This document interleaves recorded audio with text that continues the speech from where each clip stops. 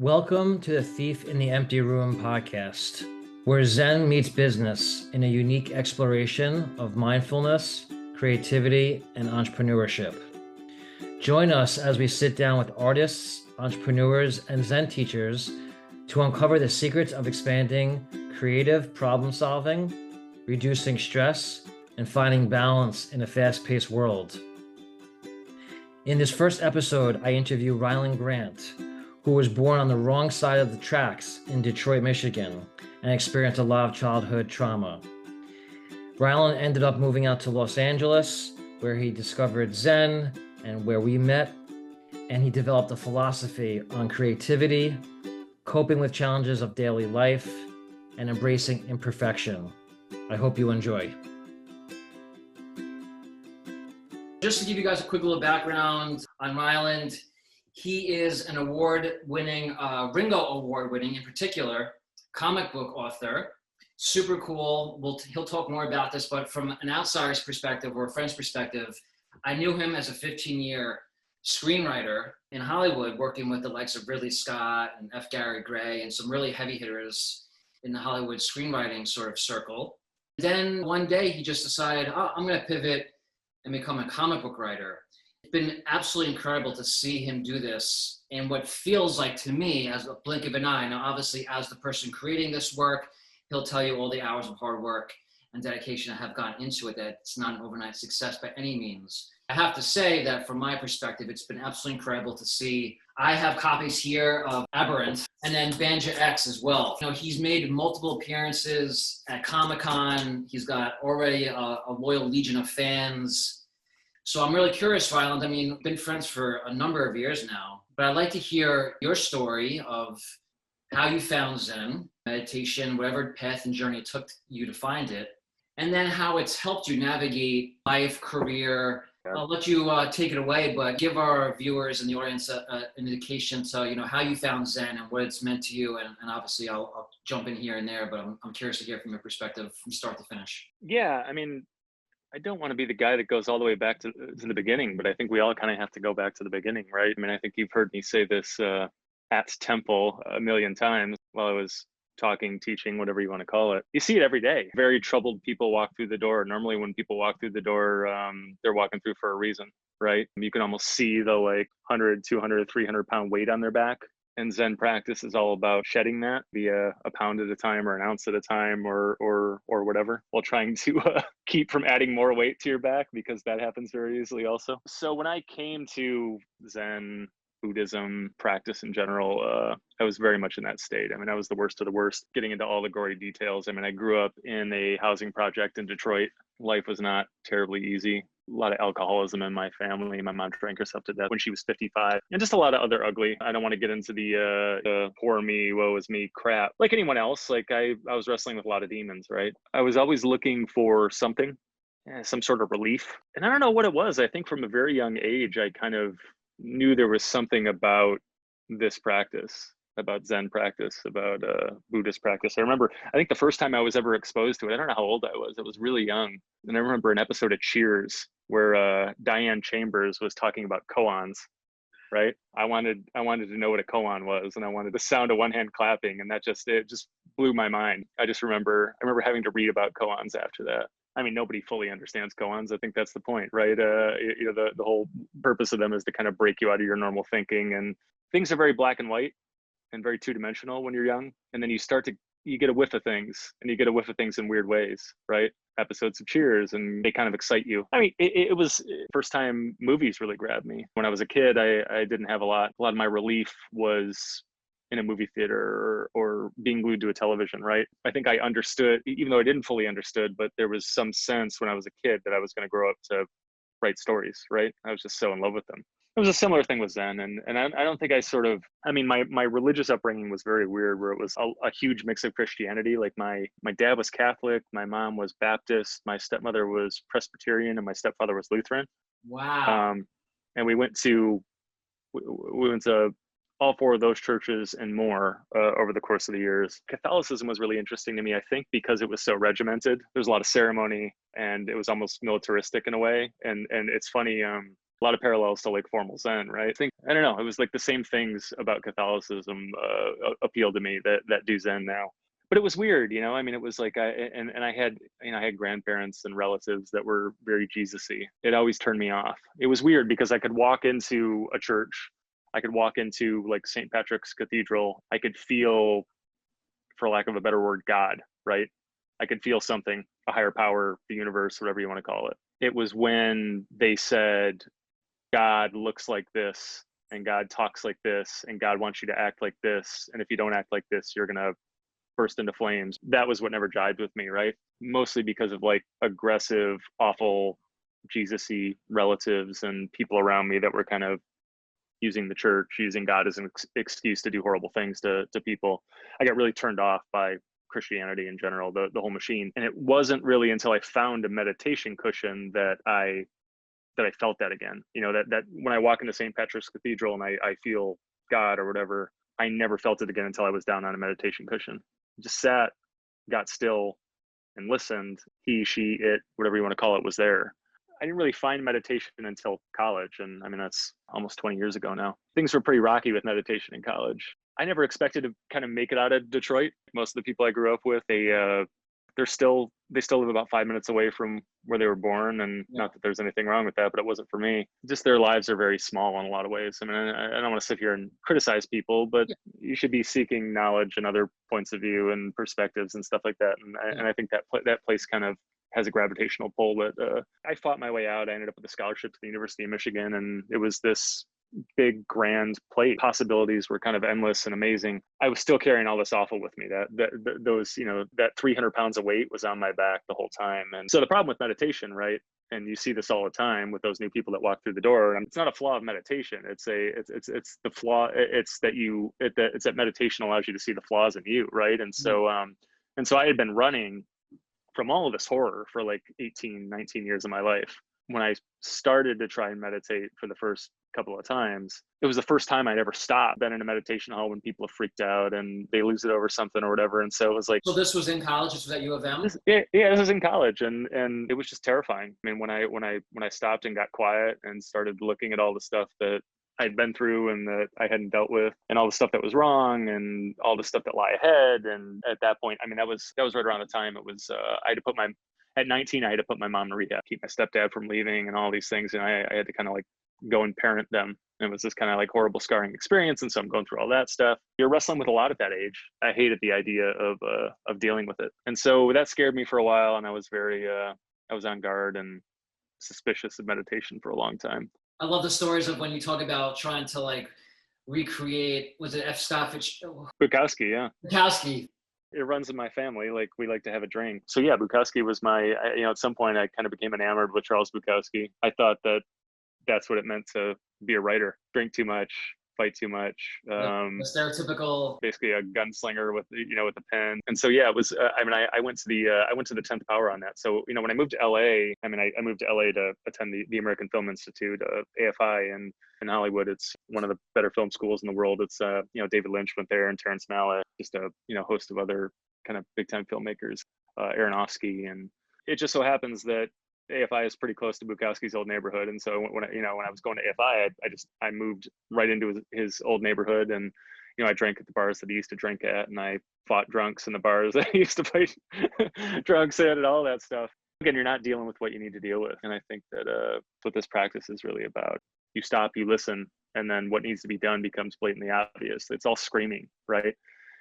And you try for a long time to kind of ignore all of that, but you never find real peace until you actually stop and start to kind of cull through all that stuff, right? I mean, the beauty of living in Los Angeles, I mean, I'm lucky in that I ended up in Los Angeles, and you too, because you're from elsewhere also. When we landed in Los Angeles, it was a Buddhist renaissance in Los Angeles. I mean, what we now think of as modern American Zen was like, was the golden age of modern American Zen. And you couldn't walk down to a coffee shop without tripping over a meditation group or seeing a flyer on the board or something like that. Spent a lot of years kind of as a Buddhist nomad. Started reading a ton. From college on, I was just reading a lot. I knew there was something here for me, but I couldn't find my brand. Maybe I still haven't found my brand, but and maybe I'll never find my brand, but I'm a lot further along than than I was, and spent these years as a Buddhist nomad, bouncing from kind of group to group. And basically, if there's a group in the LA area or a teacher, I probably sat with them for a period of time, argued with them, pissed some people off there. Theravada and all forms of Zen, and odd chanting groups, and I even sat with the demon worshippers for a little while just to kind of see what that was about. We won't call them by name, but I know what you're talking about. Yeah, I think the first group are really kind of found stride. It's defunct now. It was a small Thich Nhat Hanh affiliated group in Santa Monica. That was really interesting, and a lot of the early reading I was doing, I read a lot of Thich Nhat Hanh's books, and over and over again. Probably even have some of them right here still. Living Buddha, Living Christ, and it's great. I love that book. Anger, Happiness, those are good ones. Present Moment, Wonderful Moment. The beauty of him is that there's just so much out there. I mean, there are these great talks on audiobook. It was CD back then, but you just find them find MP3s now. For me, he's done 2 big media spots. That one more recently, he was on Oprah on one of her Soulful Sundays, and just the energy and the compassion, and he's such a loving soul. And so that was a big, I think, thing for him, getting exposure beyond his books, of course, was being on Oprah. And I don't know if you saw, but in the last couple of years, him and his organization did a documentary with Benedict Cumberbatch, whatever, as like the narrator. It's called Walk With Me. Interesting. Is it good? He's in the twilight of his life now, and it was capturing a lot of the community more than him, Plum Village, and he's a really lovely man. He's been paramount and massively influential in American, Western Buddhism and the spread of it. So I'm not surprised to hear that he's been an influence for you on your journey at all. Yeah, well, he's a very interesting guy. I mean, how his story is crazy. I mean, escaping Vietnam, during the war, and Martin Luther King Jr. nominating him for the Nobel Peace Prize. What I like about it is it was applied Buddhism. There are people that teach Buddhism. There are people that teach applied Buddhism, and you've sat with me enough that when I give a talk, it's usually applied Buddhism. There are people that are going to know the texts a little bit better than I am. If I have one kind of gift in terms of relaying this stuff to other people, it's okay. Well, I found this piece of information, and this is how I applied it in my life. Maybe you gain something from that, right? No, I can speak from experience, and I left it out as a part of your bio, but maybe now's a good time to just tell people that you also are an ordained Soto Zen Buddhist monk. But speaking from experience, I actually haven't heard you give a Zen talk, a Dharma talk, in a number of years, and there's still quite a bit of things that I reference now that I'm doing more teaching and talks, and categorizing, your teaching methodology as applied Buddhism is really interesting and a great way of looking at it, because I can relate to that. I definitely feel within my Zen community, there's definitely people that are more academic than me and are more well-read. At the end of the day, A, it's not a contest, and B, applying it to your life is probably the most important aspect of it all. It's like you could chant and memorize all the sutras and Dharma talks you want in the world, but if you can't actually apply it, then what good really is it? And so I love the fact you just said that. I wrote that down, applied Buddhism. I think that's a great way of framing your teaching. Yeah, I mean, it's I think making it very clear right off the bat, how can this help me? What am I supposed to do with this stuff? Because again, I sat all over LA, and you're talking about dozens of teachers, and a lot of it is just like, okay, well, let me give you a history lesson, or let's just talk about the ins and outs of this text or whatever, and all that's fine and good, and you need a bit of that stuff. But I think the more important part is, okay, well, it's about building a toolbox and then using that toolbox to kind of improve your life. That's what it's all about for me, and so I try to push that, and you get some pushback from people, but that's what's interesting to me. But yeah, the Thich Nhat Hanh groups were a big deal, and they're still a big deal to me. I've sat with him in person a number of times. I mean, I've sat with him with like 5,000 people in an arena. I've sat with him 20 people in a room down at Deer Park. One of the real kind of formative moments of my practice life, I guess, was so I did the whole like Asia pilgrimage. My wife and I, hit a lot of countries in Asia. We ended up in Vietnam. We went back to Hue, where Thich Nhat Hanh was ordained. Spent some time there, and the Zen temple there, and it was very interesting. Kind of, I don't know, seeing ground zero for this, and that's actually where he's no longer in Plum Village. He went back to this temple I'm talking about in Hue, Vietnam, where he was ordained. That was kind of where he was born and brought up. Beautiful place. He said he's kind of in the twilight of his life. He had a stroke, and he knows that he doesn't have a lot of time left, hopefully more than we hope and expect. But yeah, that was where he wanted to kind of live out his last days. I sort of see why. But eventually, I don't know, to kind of cut to the chase a little bit, eventually I kind of realized that Zen was more my brand. It's hard to explain why. And even when I say that, I talked earlier about you're kind of building a toolbox, right? With any of this practice, it's like, okay, well, what are the tools that are going to help me through my life? What can I grab from this and that and apply, right, in real time to my life and my circumstance, and kind of improve my situation? And I think that too often practitioners think that, okay, well, I'm going to draw a box around Soto Zen, and anything that's not in this box is not useful to me. I need to stick right here. Having like traveled in a lot of Soto circles, when I raise my hand during a talk and Theravada knowledge comes spilling out of my mouth, a lot of people kind of tense up, or they try to spike it like a volleyball back in my face. But it's like, what works, right? Right tool for the right job. It doesn't have to live in that little box, that imaginary box that you've drawn around things and said, this is me, right? My practice is an eclectic practice. I have taken influences and tools from anywhere and everywhere. I was the other day, I was reading a book about, I think I have it right here. I was reading a book about Est. Est, weird self-help thing in the 70s and 80s.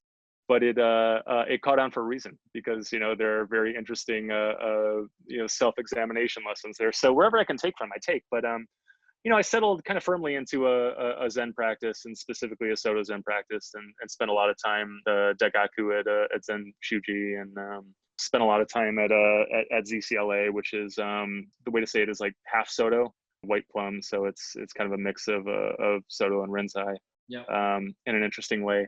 And that was actually where I got I guess the first time I took the precepts was at the Thich Nhat Hanh group, but I took Jukai. I took my first kind of like formal, ordination, got my bib, my rakusu at ZCLA. ZCLA was a great place. I learned a lot there, and I still love a lot of the people there. But again, I was always struggling to find my community, my people, the people that were me and felt comfortable with. I mean, ZCLA was I don't want this to sound like a criticism. It's just it's different. It's not inferior in any way. ZCLA was like a lot of older hippies, and there's more to the community than that. No, there's nothing wrong with it. It's just it just wasn't. Yeah, it just wasn't my. I was a different kind of guy, and so that's really what the nomadic bits were about. I mean, if you look at the histories of any legendary Buddhist practitioner, I don't want to compare myself to them. Dogen traveled around, and he wanted to learn from everyone, right? He was trying to find his brand. He was trying to find what made sense to him. We're all very fortunate that he did. Yeah, and he finally found that in China, right? And Chan, and he made that trek, and studied with several people there, and brought that back to Japan, and made it his own, and now we are where we are. But I think that every practitioner's journey is about trying to find like where you're comfortable and trying to find your people. And because this isn't a solo practice, I think that it's a funny thing with you and I is that I think too often isolate ourselves with this stuff, right? We very I'm in my writing office now. I like to lock myself back here. And I'm in my mountain hermitage.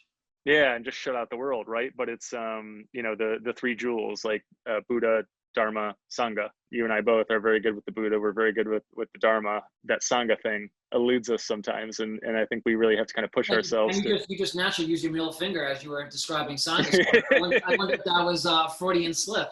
And groups are tough. It's a lot of personalities, and like I said, there are a lot of folks that are wrestling with heavy stuff that come through the door, and there are a lot of egos. And this is a perfect segue into you and I meeting. Yeah. Because you haven't quite gotten yet in your journey and your story, so it's a perfect time to sort of tell everybody how we met and. And that's where we're headed. And so I don't remember how I got a hold of Hardcore Zen. It was a weird thing because I practicing for a long time, and I guess it was this weird thing because when I was doing ZCLA and I was doing Zen Shuji, I'm getting my Soto Zen, but the communities didn't really, Zen Shuji is interesting because it's actually like a Japanese American community. Yeah, I love Zen Shuji, but I totally know what you mean as far as white guy, trying to fit into a traditional Japanese Zen community in LA. It's not the easiest thing to penetrate or feel comfortable in. Yeah, and it's weird. And there's like, I mean, there's a very small group that's dedicated to the meditation practice there, but it's really kind of like a community center for Japanese Americans, and it's Yeah. really about family and honoring ancestors and stuff like that. And that stuff's beautiful, and I'm glad that I experienced it. But it's not part of my culture. It's not something Yep. that. And so at the same time, that was when I was getting a lot of reps in over at Against the Stream. Noah Levine's. I like that term, getting a lot of reps in. That's Yeah, but over the years, I spent a lot of time with Noah before things got ugly, and I learned a lot from Noah. I always have to remind myself to kind of separate the message from the man, right? Because I did learn a lot of great stuff there. From him specifically and from that community over there. But Against the Stream very much felt like my sort of people. I sat there and a lot of the people looked like us, and they were younger and they were edgier and so it was weird. So I found I found my people, but it wasn't my brand of Buddhism. And so I was having to kind of like do both. I had to go and get my formals in, and I had to go here and see my people. And it was very exhausting, and it was very time consuming. And again, I'm glad I did it, and I'm glad I got all those perspectives. you almost like go get your fix, like a drug addict. It's almost the way it sounded. Yeah, and so it had to be that I found out about hardcore Zen at Against the Stream. And so Noah was an old punk rocker, and I like Noah's books. And I guess I was probably complaining to somebody about, oh well, I really like this Soto Zen thing, but really wish there was like a Soto Zen Noah. And they're like, well, there is. There's this guy Brad Warner, and in fact, Brad taught a class once a week at Against the Stream. And so I think that was my first experience with Brad. It was weird, yeah, just sitting there and seeing who showed up. You hadn't known about Brad until you saw him speak at Against the Stream? Well, yeah, and this was even before he but then shortly after I saw him, he moved away. He had been in LA for a couple of years and was teaching pretty regularly, and then he decided to move back to Akron. And so It was weird. It was like this weird kind of cosmic slap in the face. Yeah. But Brad and I kept in touch, and I read all his books. His books really spoke to me, and again, it felt like my brand in a lot of ways. And we had been through a lot of the same things, and so Brad and I kept in touch. And he's like, the group's still meeting, even though I'm not there. You should go down. And it was a pain in the ass because I was living in Los Feliz, which is near Hollywood, and you guys were all the way down in Santa Monica, and that's a big long drive, on a weekend morning. And but I went down there. I walked in the door. And yeah, basically it was you and John. And that was about it then. We have since, I say we because I helped along the way, but have since built it into kind of like a larger thing. And there's a formal temple now. And we raised tens of thousands of dollars on Indiegogo to get that going. And, it's been going for, how long ago was that now? Was that 15 years ago? God, time just flies. I don't even remember how long ago it was that I walked through that door. Coming up on 10, but time, it really is pretty.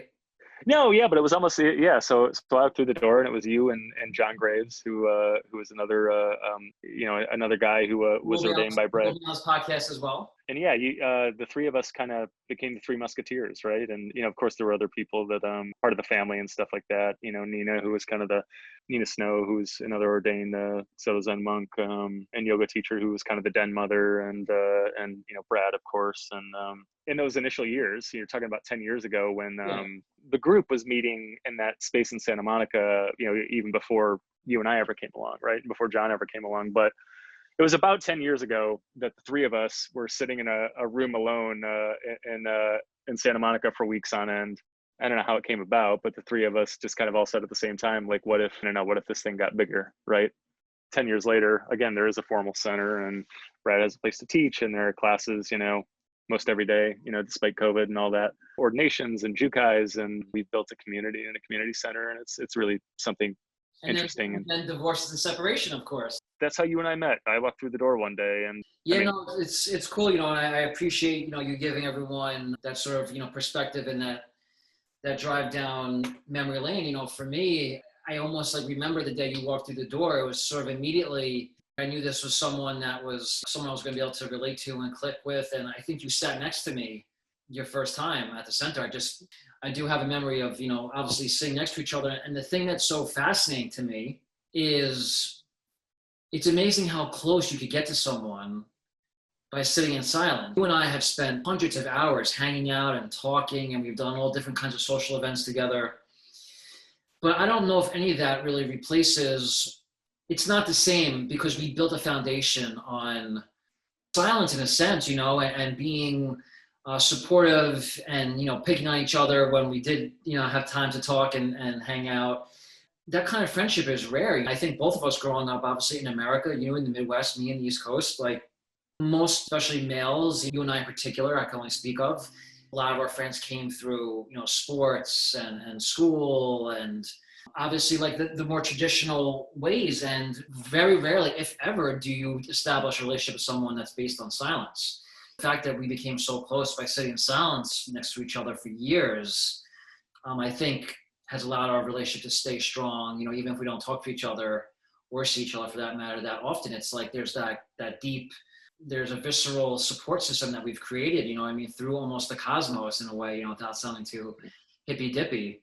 I did that the first time and I saw that it was, it can get pretty ugly, right? I mean, it can morale can dip very quickly and unexpectedly. I then thought it was my job and our job to kind of keep things even keel, to keep people kind of entertained and keep things lively. And you were always a very willing partner in all of that. We were we were a nice like comedic team. I don't know what you want to call us, Laurel and Hardy or something like that. We were nice comedic foils to each other. And so you and I spent a lot of time messing with each other for the entertainment of everyone else. We were talking earlier about you giving talks and doing, applied Buddhism. And I want to mention to you that there was a number of things that you've said over the years, whether they were specifically to me or to the group that have stuck with me. And I've basically incorporated them in my teachings. It's nice to have like a hit list, like your best hits. Your sound bites, yeah. Your sound bites, especially when you're like leading groups and talking, you want to be able to have people ask a lot of the same kinds of questions over and over again. Not that people are repetitive, but it's just common questions that get asked a lot of times in Zen groups, especially for first time people or novices. One of them was when we used to sit in Santa Monica, we had the pleasure of, it was almost like as soon as the bell would ring for 2 half-hour sits, we're about to sit for an hour, basically in complete silence. The second the bell would ring, very next door was a church that would start playing like rock music, literally the second our bell would ring. And, here we are trying to obviously cultivate silence and stillness. We'd have to sit through this music. And on top of that, a lot of times it was hot out, so the windows would be open to get some fresh air in. And so the music would just basically come in through the windows blaring. Yeah, one time there was a trumpet, like about 6 inches outside the window. I mean, there was people that had jackhammers, that were repaving, there was all sorts of stuff that we would hear over the time. And early in my practice, that used to frustrate me. And I'm human. It happens to me now still, especially more back then. I don't want to put words in your mouth, but you know where I'm going with this. So you obviously clearly saw that I was frustrated, and you gave me the brilliant line of, "There's music in life, baby," something like that. Not even music. I think you said it was more like noise, just general noise, not specific to music, but there's just noise in life, baby. Like part of the practice in that particular moment for me and the teaching was, this is the practice, learning to sit with the discomfort of really annoying noise. You can't escape it. I actually like to tell a story of a book from the book called The Diamond Cutter by Michael Roach. And he had been sitting for 7 years in a cave in Tibet. His time was up, and he looked at his Tibetan teacher and said, "Where should I go next? Should I stay here, or should I go to Manhattan?" And the teacher looked at him and said, "Go to Manhattan." And he was not expecting that answer. He said, well, how come? And he goes, well, what better way to see how what the practice has done for you than to go into Manhattan and New York City and see really truly how much this practice has helped keep your equilibrium and your equanimity, as we like to use. Apply it. Yeah. I thought about that story a lot with what happened with you and I, and how obviously relevant noise is to our modern lives, and how important it is to be okay with it. Yeah, and there's always noise. Sometimes it's literal noise, sometimes it's figurative noise. I mean, you're going to sit down on a cushion. Your job is to just sit and see and listen, and there's always going to be something. I mean, maybe it's a dance class at the church next door. Maybe it's a trumpet 6 inches away from the window outside, but maybe it's the voices in your head. Yeah, the voice is in your head. It's something your boss said to you an hour before, right? And it's basically screaming and you can't shut it off. The whole point is just to sit with it. Not, you create more stress by, there is the stress of that noise, and then there is the added stress of struggling with it, of pushing back against it, right? Yeah, your job is just to, and you're going to do it, right? It happens all the time. Like something comes up, you engage with it. Again, the act of zazen is to realize, oh, I'm engaging with it again, and just let it go and just let it be. All of this stuff, this is another one I use that it's maybe on a card there. All of this is like it's like a fire that springs up, right? That noise ends up being a fire. That anger towards your boss is a fire that pops up. All of these things, and our tendency is to like pour gasoline all over the fire and let it just like burn out of control and consume us, right? If you can take a step back, and this is what we do in zazen, and just watch that fire, not engage with it, not fan the flames, not pour gasoline on it, eventually the fire just kind of burns itself out, right? And that's what we're doing. And so, yeah, there's noise in life, baby. Totally. And so the two other little anecdotes that I remember so clearly in my mind is you were talking about, you were giving your topic on, you're talking precepts, and you basically use the analogy of precepts being like plates, like kitchen plates. You're going to inevitably take the plate out of the cabinet, and you're going to eat on it, and you're going to cook with it, and you're going to soil the plate. And at the end of the night, the idea is to, clean the plate off and put it back in the cabinet. I think for those people who are maybe not totally understanding the analogy, I'll obviously pass it back over to you. But from my perspective, it's like people get a little bit caught up in thinking that if they're going to get into Zen and they are going to maybe take the precepts and go through the moral ethics of being a good Buddhist practitioner, they sometimes put too much stress on themselves to be perfect. And I think what you were obviously implying was that just by being human is basically being dirty. We are dirty creatures by nature. We're not going to walk through life being completely clean and perfect. And so each day we're going to do stuff that is going to soil our surroundings. The important thing is at the end of the day to clean and brush ourselves off, put ourselves back in the cabinet, and wake up the next morning and start all over again. So I don't know if you have any more color to add to that, but that was another explanation you gave that has stuck with me. Yeah, I mean the Zen precepts, they're a big deal for me. And what it's weird. It's weird to cover this in a couple of minutes because I teach 10 hours on this. One of the key things I do as a teacher is I teach a precept series. I go through each one by one. So this ends up sounding dangerous because I don't want it to sound like I'm giving people permission to be assholes. Even if you try your damnedest, like you're going to do something wrong, right? So people tend to think of, people who just start tend to look at the Zen precepts as almost like the Christian commandments. There are these rules that you simply cannot break, or again, God's going to shoot a lightning bolt up your ass. And that's not the precepts. The Buddhist precepts, they're ideals, right? It's how a Buddha behaves. It's the North Star. It's meant to, we're not trying to get to the North Star. It's a tool by which we're navigating our lives, right? We're never going to live up to that ideal. We can try, and to the degree that we can, we should try. If you go into this practice with that expectation, you're going to fail, and you're probably going to fall out of it. And it's probably going to end badly. So I never like, a lot of people say, oh, I broke a precept. I always hated that word. If we're going to build on the analogy that you used, to break a precept would be to take the dish out of the cabinet and just smash it on the ground. That's breaking a precept, right? But that's not what we do. We're not completely disregarding these things, right? You're going to take there's no way to go through life and not get dirty. So you have to be okay with that plate getting soiled. The point is to do it consciously, to do it mindfully, to watch your plate getting soiled, right? And to make sure that it's not getting too soiled, not more soiled than we're comfortable with. What I like to say is that, people tend to think of the precepts as black and white, and it's too simplistic a view, right? It's there's no hard and fast rule that you can apply to every situation in your life. Precept practice is always a shade of gray, and the thing is, there is a different shade of gray for each and every situation, for each and every moment of our lives. Precept practice is not about applying black or applying white. It is about carefully looking at a situation and summing up what that situation needs. And sometimes that requires a darker shade of gray than others. and maybe even sometimes a darker shade of gray than we're comfortable with. And again, like I want to go back to, this is not a license to act like an asshole and get too dark and everything. Well, you can even quote Brad Warner and say, "Don't be a jerk." Yeah, exactly. And been my rules for years is the the two rules in in Zen Buddhism is meditate and don't be an asshole. It's basically all the Buddha ever taught, right? All Dogen ever said to us. Do not kill is very.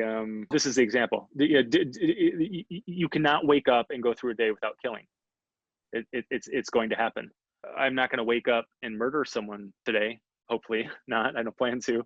I won't do it, willingly. But I wake up and I step down on the ground, and I have killed millions of microbes by stepping on the ground. We are only alive because we shove living things into these holes in our faces, right? Whether it's animals or even plants. Plants are alive. If you look at the science on plants right now, there is a mound of evidence that points to plants being sentient, that they will fight for their lives. They just experience the world, they experience sentience in a very different way than we're used to. Even if you are vegan and you want to move past that, the process by which vegetables are grown results in the death of millions of bugs and worms. And precept practice is about getting this deep into everything. We're all killing every second of the day in ways, so that precept is about looking at that, taking a hard look at that, and just realizing the effect that you have on the world, on the universe, on those around you, all of those things. Because we're all a shade of gray. Like, you can say that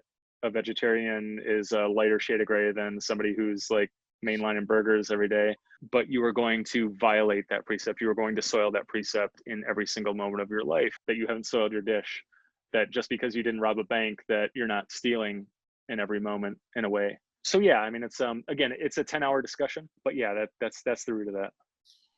And then the last one that is probably my favorite, so saving the best for last, is and I use this all the time, Rylend. I really, really do.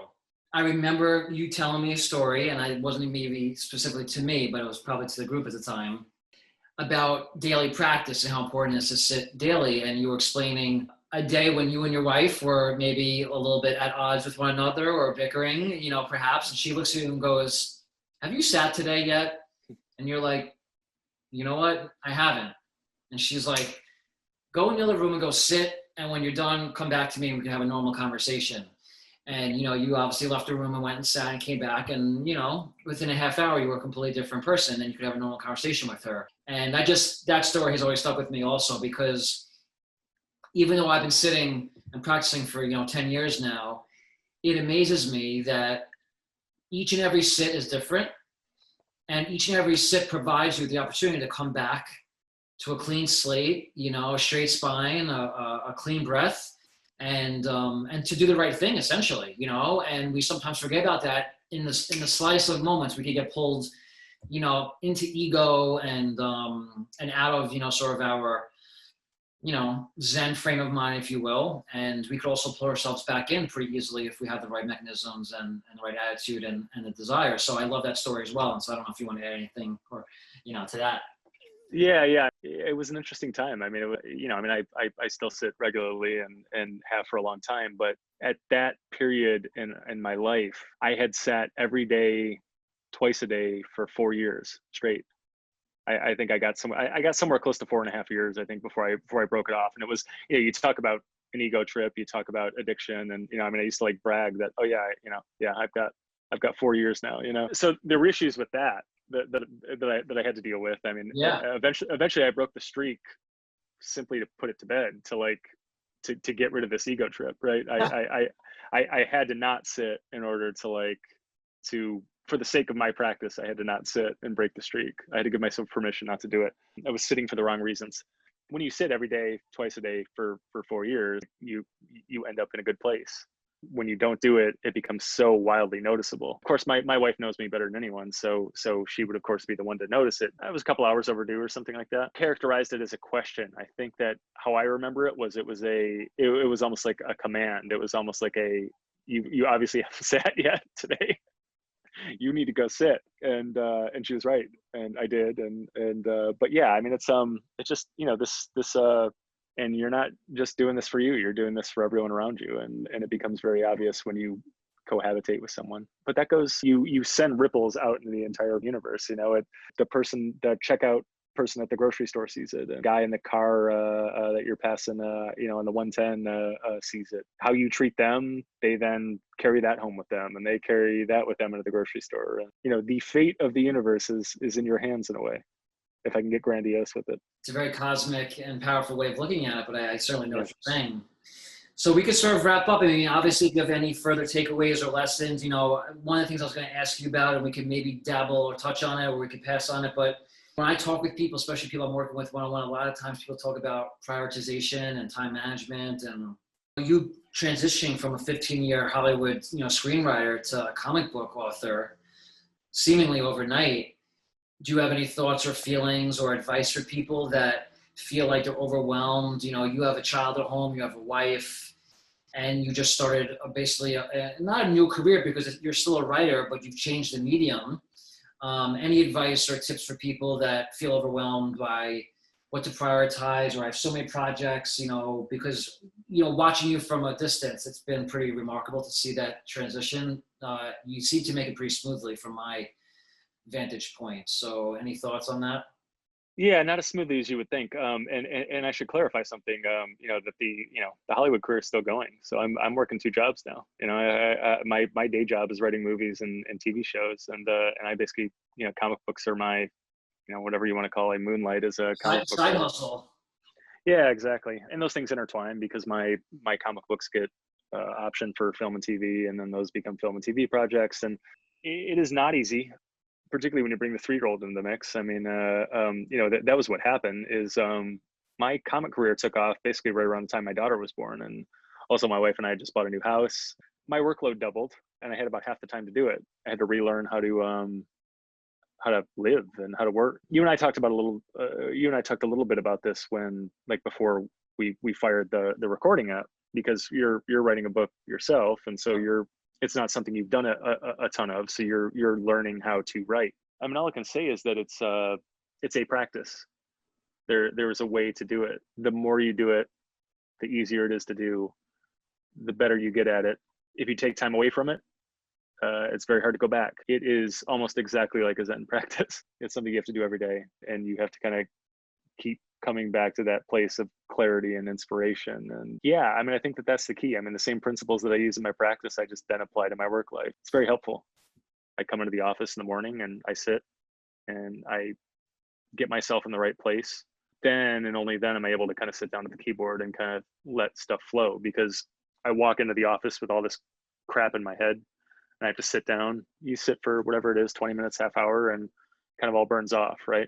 And then I have to watch myself throughout the day. Like I'll sit and work, whatever, you get a bad email or just stuff creeps up over time or whatever. And you have to be present with yourself where you are, and you have to realize that it's happening. Otherwise you can kind of end up getting away from where you're supposed to be while you start to, and then so if you feel yourself kind of getting out there, it's very easy to hit the pause button on the work and take a little break, sit for 10 minutes, 20 minutes, whatever you need, come back to here, and then get back to the keyboard. Brad says this a lot, and I think he stole it from somebody. I don't think he knows who he stole it from. He says, sit for 30 minutes a day, unless you're too busy, then sit for 40 or sit for an hour or however he feels that day. Yeah. But that's I've gotten twice as busy over the last 3 years. And that just means that my practice has become twice as important and twice as essential and twice as key. You know, I don't always have that hour to give to the practice. I need to force myself to find that time. It's manifested itself in a lot of ways. I mean, it's like I don't get to the temple as much as I should these days because of that. I have a 3-year-old, and because I can't get away all the time, but also because, like, it takes me a half hour to sit at home. If I'm going to go sit at a temple, it takes me a half hour, 45 minutes to drive there. And then I'm there for 2 hours because I go there, I sit, I listen to a talk, I want to hang out with my friends, and then it takes me 45 minutes to drive back. Yeah, it ends up being a 4-hour, event.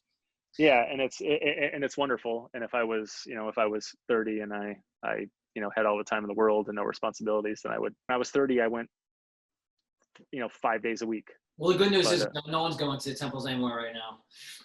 Yeah, exactly. Yeah, there are a lot of interesting Zoom options out there, so find one of those if you need it. Yeah, it's good to sit with a group. Yeah, I'm, it's interesting that I think when you're starting out, a group really helps. You kind of need to sit with a group to kind of get programmed to get, it's not to say that I don't need to sit with a group, but I don't need to sit with a group as much as I used to. I can kind of keep myself in line and stuff. So yeah, I think, for all of us who've been doing it for a decent amount of time, like it ebbs and flows with your life. And sometimes, like you said, if you're single and have less responsibility, it's easier to go all in on anything in your life. You could kind of just like go 100%. But then things change, you get married, you have kids, and you have to pull back, and you have to be conscious of other people and how much time you're spending on certain things. But then maybe you get older and, the children grow up, and then you have more time again, and then maybe you go back deep into practice again. So I think it's just riding the wave of life, being cognizant of what you need at that moment. You really needed Sangha and community right now. I think you would know it, and you would make the energy and the effort and the time for it. What is needed right now is family and work as the main focus, and the home practice is sort of just a support system to that broader importance. Then that's what you do. I think the problem we get into is thinking that like we have to do everything all the time across the board. Because then you're eventually going to run into burnout, resentment, anger, because you're not being cognizant of the ebbs and flows in the middle way. So I think you're doing the right thing for yourself and for your family, and I'm super grateful for our friendship and our practice. And again, I'll just do a shameless plug for you and your comics. Again, we have Banja X here. Just so I pronounce it correctly again, tell everyone this one. Aberrant. The Ringo award-winning Aberrant, yes. Ringo award-winning, and then you have on your end. Yeah, and then The Jump is out now. You go to thejump.backerkit.com right now. You can get a hold of it. I just kickstarted this book. You can get your copy there, but it'll get a formal release later on. Aberrant and Banjax are available, in fine comic shops everywhere, and Comixology for download, Amazon, the whole 9 yards. So check them out. They're pretty damn good books. And we didn't get to talk about it too much, but there's a lot of Zen in these books. It's hard to write like a 10-issue series and not have your philosophy kind of seep into it. So I think that's a cool medium to take up, and you're introducing little nuggets and pearls of wisdom, and to readers that probably don't even realize and they're absorbing it, so they're kind of just getting you through osmosis, almost through the back door. And who knows, you talked about earlier about ripple effects. I mean, who knows what kind of ripple effects those little drops of Zen wisdom that you're putting into your comics are having on readers. So it's a cool way to kind of consider, getting the Dharma out there. It's not maybe traditional and what people think, but it's still a way of, spreading the Dharma. So that's what we're trying to do. Yeah, well, I mean, Brad and I actually, we collaborated on a comic that will probably, might be out late this year, early next year. Cool. It's a tokusatsu joint, the kind of guys fighting monsters, but in a mostly indirect, but sometimes very direct way, where we're teaching Zen in it, or wrestling with kind of Dogen's thoughts on time and possibility and all of these things. So yeah, if you're a Zen person and a comic book fan, look for that later this year. It's called Suicide Jockeys. We had a lot of fun doing it. So it was cool writing with Brad too. Cool. Well, Brad, told me he'd be on this podcast as well, so it'd be cool to have him on. And then maybe once you guys drop this comic, maybe you guys could come on together. So yeah, that'd be fun. So thanks, man. I appreciate you taking the time. I know you have a lot going on, so I appreciate, finding the time to join. And thanks for everyone who is out there who might come across this podcast. Until next time, thanks, brother. Yeah, it was good, dude. Thanks. That was fun. If you've made it this far, that means you've listened to the whole podcast. And for that, I want to say thank you. Please feel free to visit my website or social media for more information on my work at Craig Jared French. Until next time.